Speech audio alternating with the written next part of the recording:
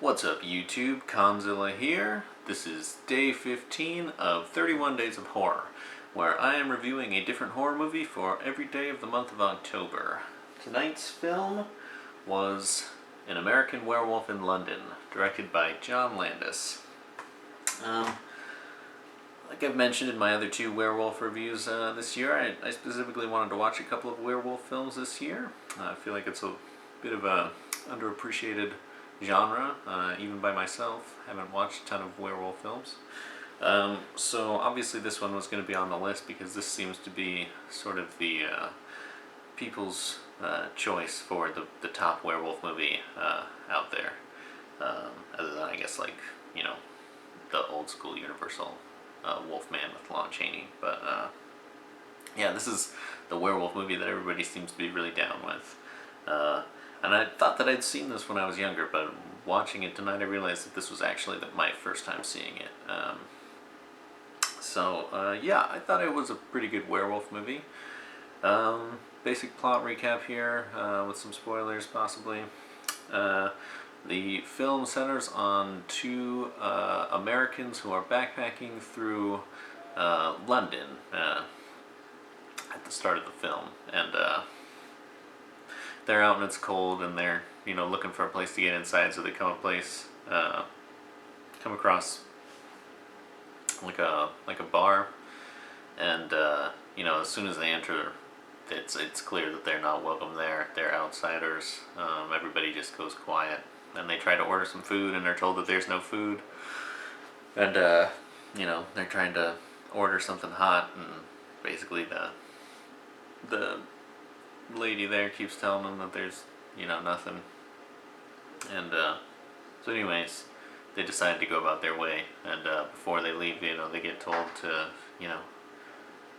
stay to the road and stay off of the moors, which they instantly did. They go straight to the moors like a couple of idiots, and of course while they're out there they get attacked by a werewolf who kills the one guy, and I think bites or scratches the other guy. He is in the hospital. He wakes up after being in a coma for like 3 weeks. There's a nurse there that there's growing sexual tension with her throughout the film, obviously, and he's told that he was attacked by a lunatic, and his friend's dead. And he doesn't really remember anything of what happened, other than he remembers an animal attack.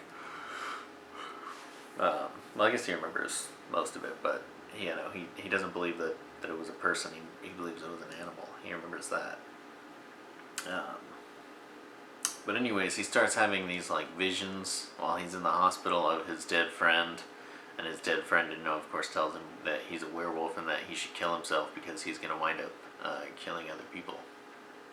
But he thinks he's going crazy. He tells his doctor and the nurse, and they tell him that he's just suffering from a traumatic incident, and so they keep brushing it under the table. But eventually, when a full moon does come, of course, he is the American werewolf who is in London, as the title suggests. And he winds up killing 6 people in the first night, and then the next night he goes out and he's killing more people. And yeah, the movie ends super abruptly with him just being shot, basically. They corner him in a movie theater that has like this pull down metal door that like totally shuts it off. Anyways, the authorities manage to just shoot him, and then he's just dead, and then some weird happy old timey music starts playing, and that's the end of American Werewolf in London. So yeah, it's definitely a pretty good movie. There was a lot that I liked about this movie. I know it's kind of a classic debate, I guess, between this film and The Howling. I thought that The Howling was a little bit better of a werewolf movie, but this one was cool too. There's some really nice special effects works in this film, particularly with the dead friend. We see him in various stages of decomposition. throughout the film. And, you know, we first see him with this crazy laceration across his face, you know, from the werewolf's claw. And it's super, super well done. Looks really convincing. It's pretty gnarly looking at to see that. And the next time we see him, he's like green. He's just like continuing to decompose and get worse. You know, the idea in the film is that people who are killed by the werewolf don't actually die. They go into this sort of limbo state of being, you know, the living undead. And he just continues to decompose every time we see him in the film. And later in the film, we see some more werewolf victims who are now also undead. And yeah, there's some really good gore effects here. Obviously, the werewolf transformation scene is the really big one from this film. The special effects for this film were done by Rick Baker, and yeah, he pulls off some pretty impressive stuff for the werewolf transformation. Like, we see a hand that's sort of growing, the way that the fur sort of gradually covers the body. They do a really good job of, you know, cutting in certain ways so that it feels like a very smooth transition. Nice, you know, sort of prosthetic work with the face enlarging into the wolf shape, and claws coming out of the fingertips, that kind of thing. The actual werewolf, once it's been transformed in this film, is pretty unique in certain ways. It definitely has a very interesting looking face. Though this is a much more straightforward, like, wolf type creature. It's not really a wolf man. He just becomes like this big, gnarly looking wolf. Does kind of move on all fours. The actual, like, visuals of the wolf, we don't see it very clearly other than from, like, the transformation scene, but you see, like, a lot of quick cuts, a lot of close-ups on its face. You get some really rapid little cuts of it in motion, probably because of just the limits of the effects work that they were doing, but it's effective. You know, they played to their strengths in the film.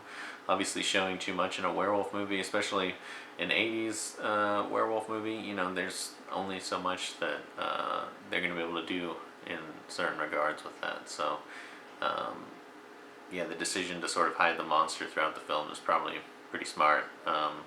I do feel like the werewolf attack scenes were pretty impactful. There's a really good shot of the werewolf, like, grabbing somebody after in the final sequence with Theater.